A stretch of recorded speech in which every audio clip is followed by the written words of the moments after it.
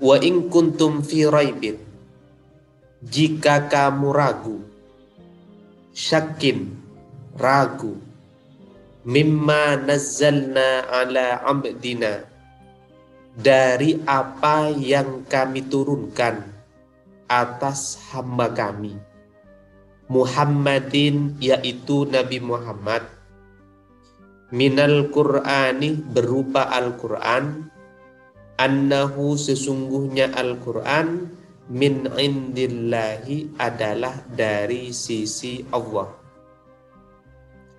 Fa'tu, maka hadirkan, bisuratim mim misli, dengan satu surah yang semisal Al-Quran. Ay al-munazzalih, maksudnya kitab yang diturunkan. Wa min, adapun kata min, lil bayani, bermakna menjelaskan. Ay, maksudnya, hiya, adapun surah, mislahu, adalah seperti Al-Quran, fil balaghati, baik di dalam segi balaghahnya, wa husnin nadhmi, dan keindahan susunannya, wal ikhbari anil ghaibi, dan menginformasikan atau mengabarkan hal-hal yang gaib. Was suratu, adapun surah, qit'atun, adalah bagian, laha, yang memiliki, awalun wa akhirun, pembuka dan penutup. Aqalluha, adapun paling sedikitnya surah, salasu ayatin, adalah 3 ayat. Wada'u, dan ajaklah, syuhada'akum, penolong-penolongmu, alihatakum, Tuhanmu, allati ta'budunaha, yang engkau sembah, min dunillahi, dari selain Allah, ghairihi, selain Allah, litu'inakum, supaya menolong kamu, in kuntum shadiqin, jika kamu orang yang benar, fi anna Muhammadan, di dalam sesungguhnya Muhammad, qala, berkata siapa Muhammad, hu, kepada ia, min indi nafsihi, dari dirinya sendiri. Faf'alu dhalikah, maka lakukan itu, fa innakum, karena sesungguhnya kamu, Arabiyun, adalah orang Arab, fusoha'u, yang fasih, mislahu, seperti Al-Quran. Walamma ajazu, setelah mereka lemah, andzalikah, dari itu, qala ta'ala, maka Allah berfirman pada ayat berikutnya. Nah, pada ayat ini Allah Subhanahu wa ta'ala menggambarkan kenakalan orang munafik dan juga orang kafir. Allah kan sudah beritahukan bahwa saya ini, kata Tuhan, adalah pencipta. Saya ini kuasa. Kekuasaan saya ini dapat saya buktikan dengan saya bisa menciptakan manusia. Yang kedua, bisa menciptakan langit. Yang ketiga, bisa menciptakan bumi. Yang keempat, bisa menurunkan air dari langit, dan lain sebagainya. Allah sudah kabarkan kepada orang-orang munafik dan orang kafir. Akan tetapi, orang yang mangkal ini tidak mau berubah. Mereka malah menentang Allah dengan cara mereka meragukan Al-Quran. Kemudian, karena mereka sudah dibaik-baikin, tidak mau. Dihalus-halusin, tidak mau. Maka kemudian Allah mengajak mereka untuk, atau menantang mereka untuk membuat satu surah yang persis seperti Al-Quran. Kan mereka tidak percaya Al-Quran kan? Kata mereka Al-Quran itu bukan kalamullah. Terus kalamnya siapa? Ya kalamnya Muhammad lah. Loh kok bisa? Ya karena Muhammad yang bilang kan. Kan gitu kan ya. Kayak di sini misalkan Abah, mertua saya ini tiba-tiba bilang, saya punya ayat nih. Misalkan ya. Saya punya ayat ini, saya punya wahyu dari Tuhan. Kira-kira kamu percaya nggak? Ada yang percaya, ada yang enggak kan? Emang kapan ya Gesanawi ketemu Tuhan? Orang Arab pada masa dulu, ketika Nabi Muhammad baru datang, ini masih belum percaya, masih belum tahu kenabian Nabi Muhammad. Ketika Nabi Muhammad bilang, saya dapat wahyu nih dari Tuhan, dia bilang,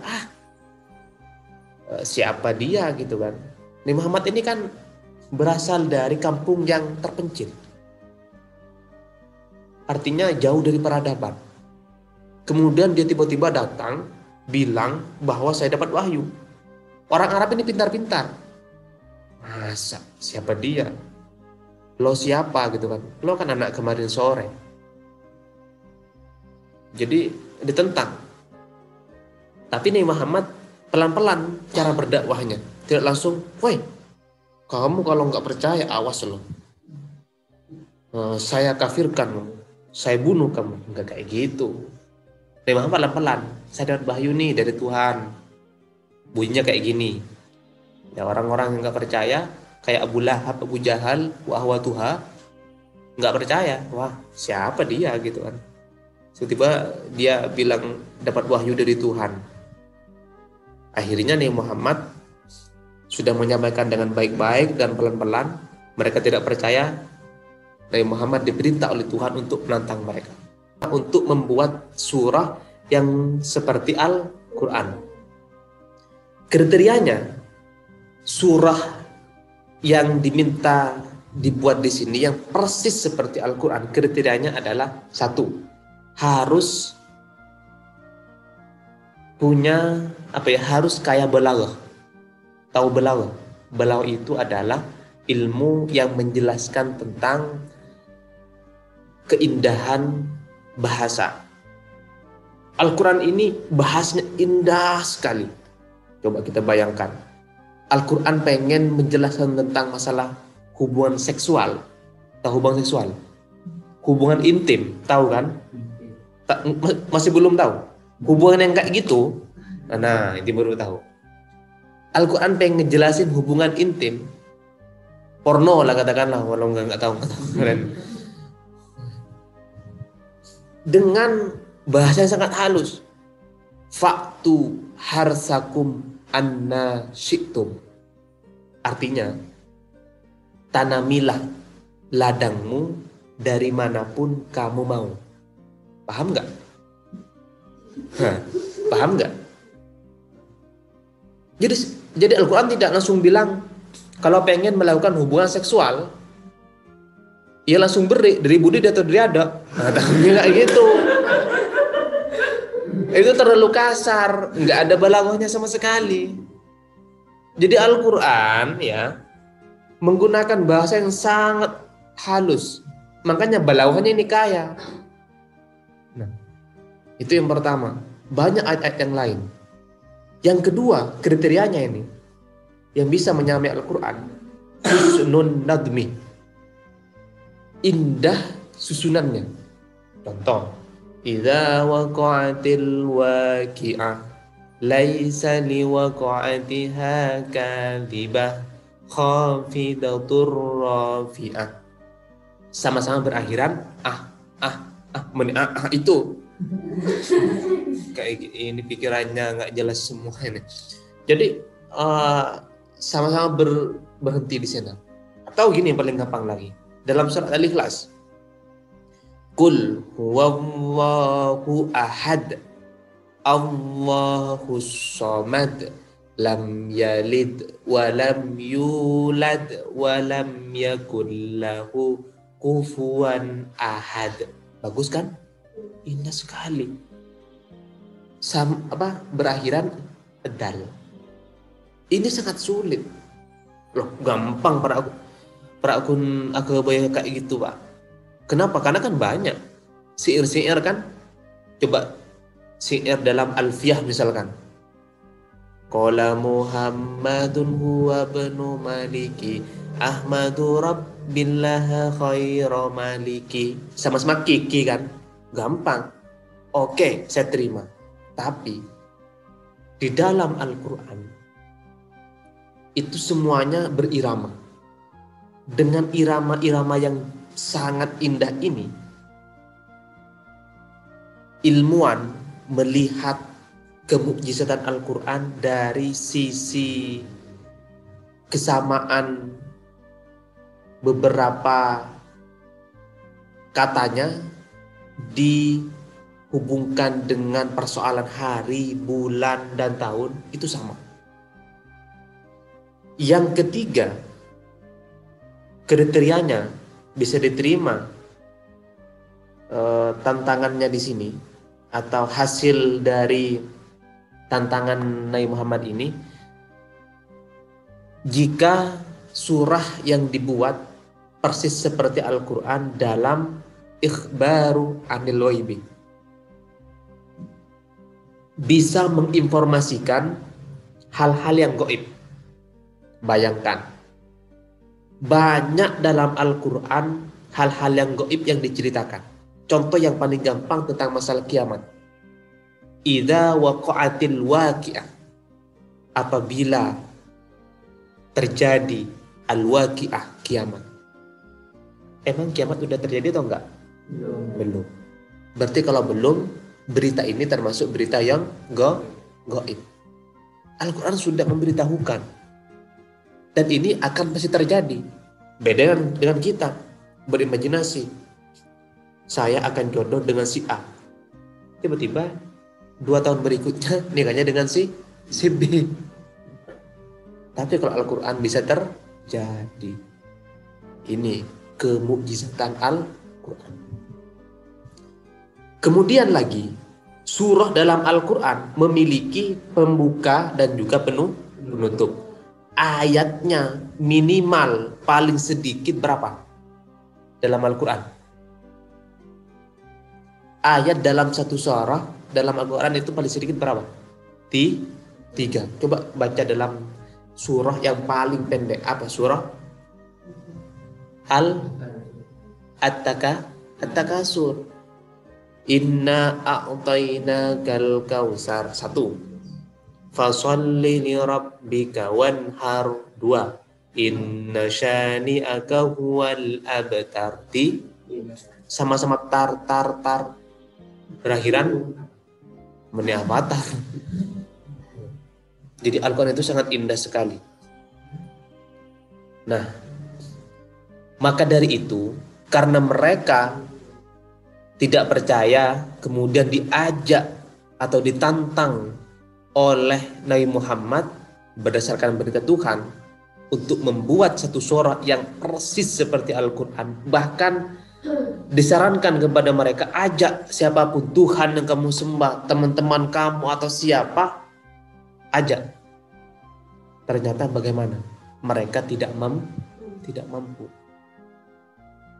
Tidak mampu mereka. Nah, ini menunjukkan bahwa Al-Quran adalah kitab yang benar. Di dalamnya tidak ada keraguan. Oleh sebab itu, ayat ini sesungguhnya memiliki munasabah. Kalau teman-teman nanti kuliah tafsir di perguruan tinggi, ada namanya jurusan ilmu Al-Quran dan tafsir. Di dalamnya menjelaskan beberapa terkait masalah ilmu Al-Quran dan juga tafsir, yaitu tentang masalah munasabah. Hubungan satu ayat dengan ayat yang lain. Ayat ini menjelaskan tentang masalah tidak adanya keraguan sedikit pun dalam Al-Quran. Berhubungan dengan surah Al-Baqarah ayat ke-2, yaitu Dzalikal kitabu la raiba fihi. Kitab itu tidak ada keraguan sedikit pun. Hudan lil muttaqin. Justru kitab ini akan menjadi petunjuk kepada orang-orang yang bertakwa. Nah, ini fungsinya Al-Quran. Kemudian satu lagi di sini. Kenapa kok Al-Quran di sini diturunkan kepada orang Arab? Atau lagi pertanyaan yang kedua, kenapa Al-Quran berbahasa Arab? Ada yang bisa jawab di sini?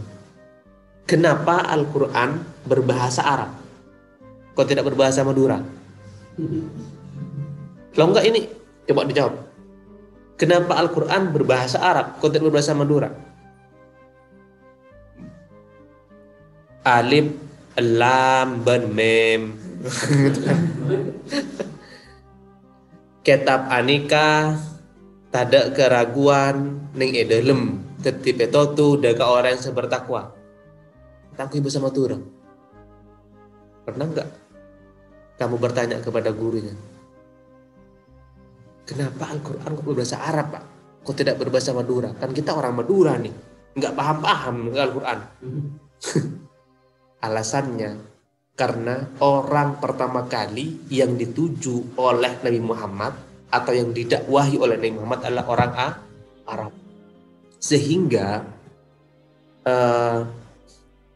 Al-Quran ini menggunakan bahasa yang bisa dimengerti oleh orang Arab. Berarti kalau Nabi Muhammad berdakwah di Madura pakai bahasa Madura, Pak? Bisa jadi kan? Bisa jadi. Tapi kalau dikaji lagi, kenapa kok pakai bahasa Arab? Karena bahasa Arab ini termasuk bahasa yang paling kaya dibandingkan bahasa-bahasa yang lain. Contoh yang paling gampang. Dalam bahasa Arab ada kata sa, alif, ba, ta, sa. Bukan sa. Sa. Nah, kalau Madura ada nggak sa? Nggak ada. Contoh, engkau melihat sampih. Masa engkau melihat sampih? Ada nggak? Nggak ada. Bu, ini mah sabluka. Ada nggak? Nggak ada. Gitu. Jadi itulah bahasa kekayaan bahasa Arab. Lagi dalam bahasa Arab ada zal, bukan dal, za, ada titiknya roh, paham kan? Nah, ditanya, nak mau kemana? Ini mau nonton dangdutan. Lo kok kayak gitu bacanya? Ini kan pakai zal. Saya tadi malam ngaji ke Zahnawi. Terus gimana? Iya, ada dalam titiknya bacanya za. Jadi dangdutan. Ada nggak? Nggak ada. Berarti huruf zal, huruf sa ada dalam bahasa Arab. Dalam bahasa Madura nggak ada. Ini menunjukkan bahwa bahasa Arab itu termasuk bahasa yang paling kaya dibandingkan bahasa-bahasa yang lain.